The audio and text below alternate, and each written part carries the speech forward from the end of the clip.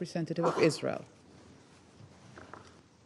Madam President, I would like to thank the Secretary General, USG De Carlo, and Director General Grossi for your remarks. Madam President, before I begin my remarks, I must address the representative of the Islamic regime in Iran, Mr. Iravani. How dare you? How dare you write 5 letters in the last week,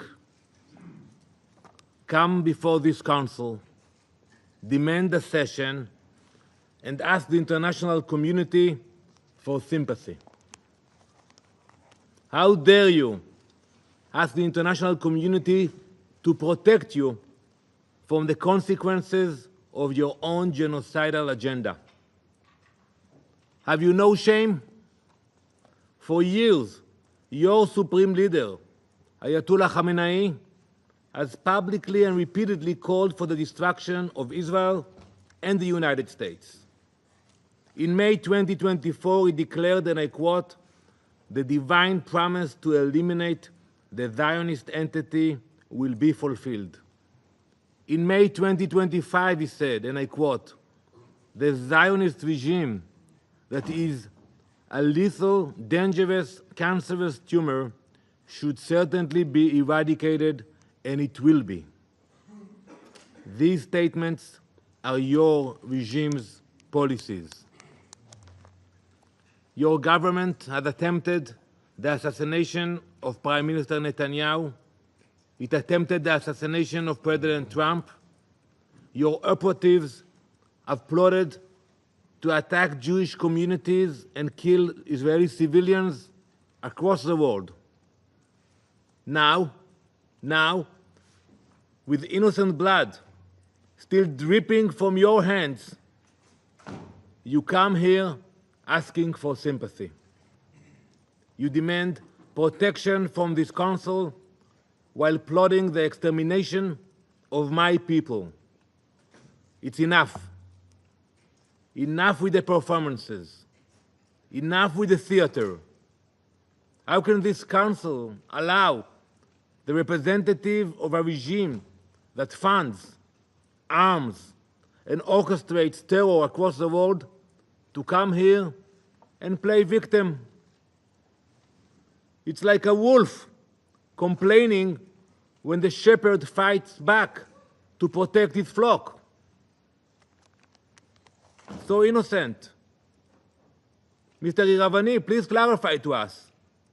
Do you support the destruction of Israel, a UN member state? Do you support the assassination of our elected leaders? If you do not, say so. We are all here, waiting.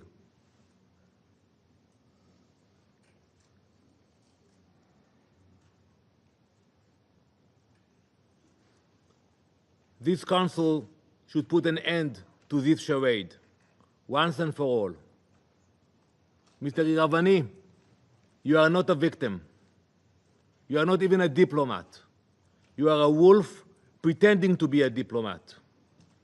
And we are done pretending otherwise.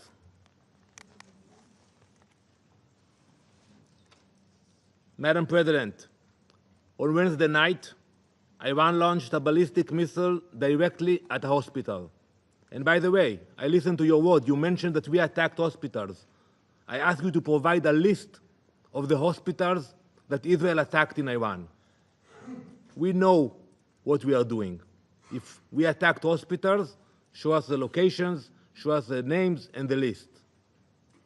Iran launched a ballistic missile directly at a hospital, Soroka Medical Center in Beersheba, the largest hospital in southern Israel. It was struck by a precision-guided missile fired by the Islamic Republic of Iran. This hospital serves over 1 million people, Jews, Muslims, Christians, Druze, Bedouin. It is a vital provider of emergency and trauma care. Iran hit it in purpose. There was no military bases around, no mistakes, leaving those million people with severely reduced access to medical service. This was not a misfire. This was not a mistake. Iran has proven its ability to strike strategic targets with accuracy. This was a deliberate act. It is a blatant violation of international law, a war crime, and a calculated attempt to murder the most vulnerable. Let this Council understand what that missile really signified. That no one is safe. That if Iran will target a hospital with a ballistic missile, it will target anyone, anywhere, with anything they have. Today it was Beersheba. Tomorrow it could be Brussels. Soon it could be Boston. Iran is rapidly expanding its ballistic missile arsenal. Today its longest range missiles can travel over 2,000 kilometers. That already puts Eastern Europe in range. But Iran is not stopping there. Iran is developing missiles with a range of over 4,000 kilometers.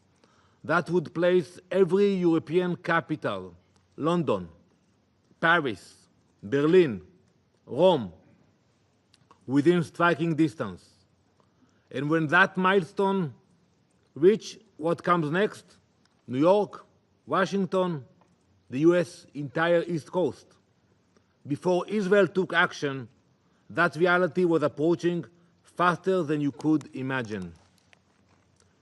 Council members, do you believe that such a regime will hesitate to threaten entire populations with nuclear-armed missiles? Can you guarantee? Especially a regime which chants death to America, death to England, death to Israel, and so many others.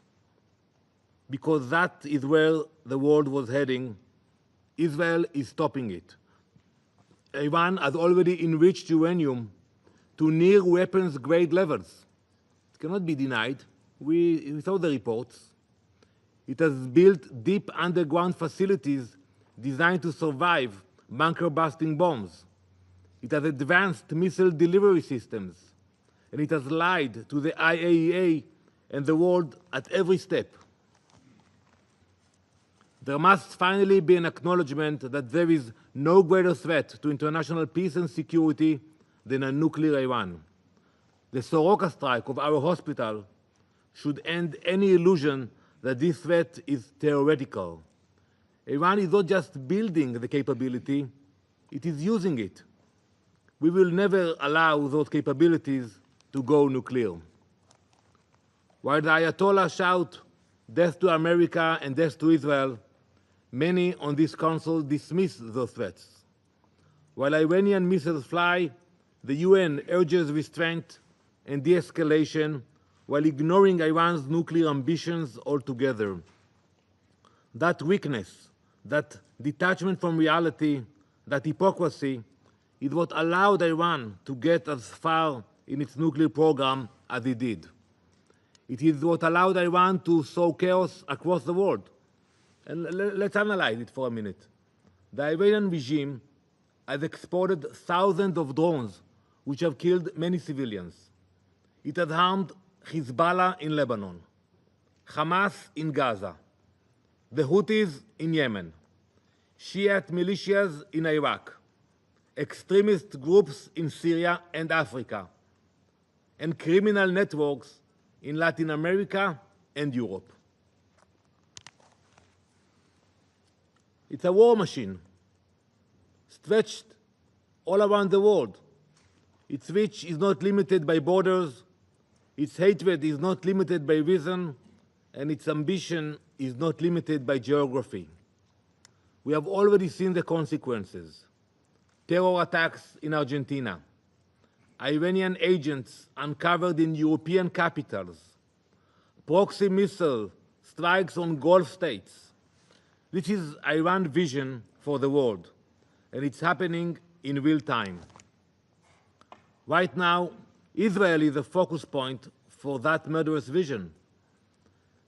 Just yesterday, Iran launched another ballistic missile, this time carrying cluster munitions.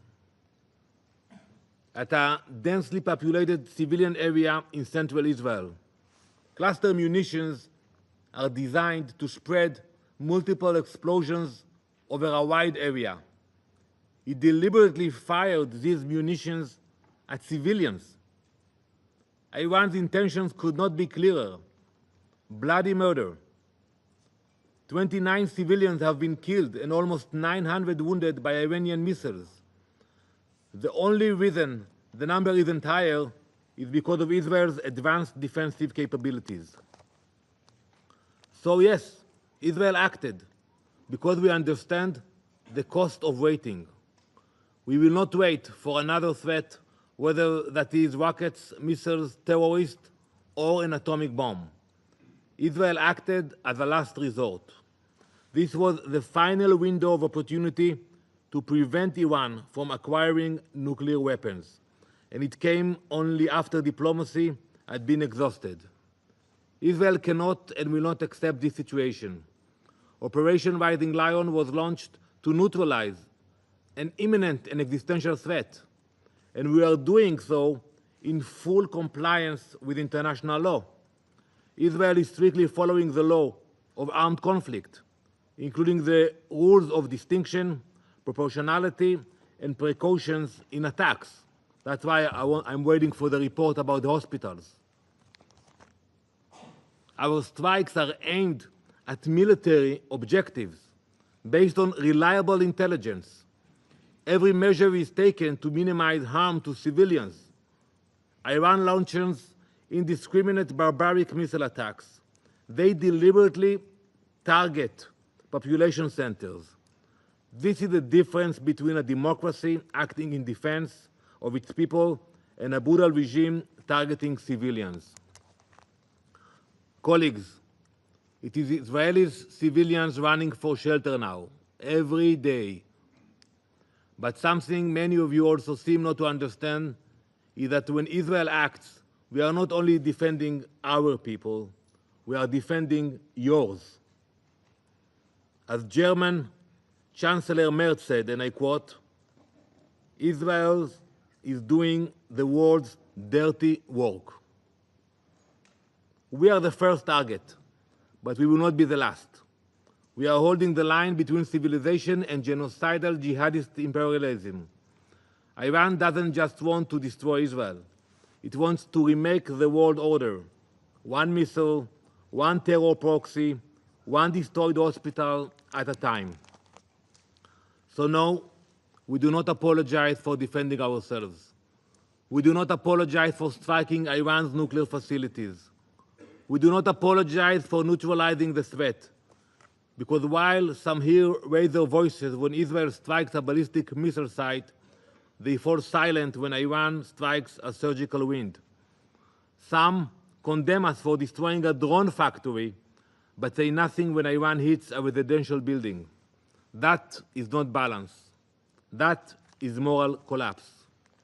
We are doing what this Council should have done long ago. We are acting where the international community hesitated. We are stopping a threat that endangered the entire world. Though our homes, our families, and our children are under threat, we will not stop. Not until Iran's nuclear threat is dismantled. Not until its war machine is disarmed. Not until our people and yours are safe. This is not just Israel's fight. It is the world's fight, and if no one else will fight it, we will. Thank you, Madam President. I thank the representative of Israel for his statement. I wish to take this opportunity to remind all speakers that this is a formal meeting of the Council, and as such they need to ensure the proper decorum and proper language. We should always aim to refrain from personal attacks. I now give the floor to the representative of Iraq. شكرا جزيلا السيدة الرئيس ونعرف. Thank you, Madam President. We express our appreciation for the presence of the Secretary General and for calling to contain this crisis and his call for return to renegotiations and his awareness of its consequences.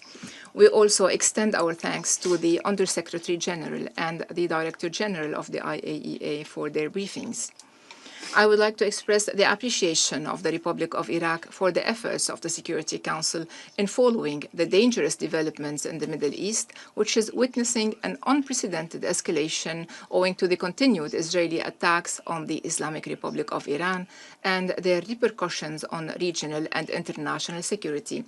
Iraq strongly condemns the unjustified Israeli attacks against the Islamic Republic of Iran and the repeated Israeli violations of the sovereignty of states, especially the violations of the Iraqi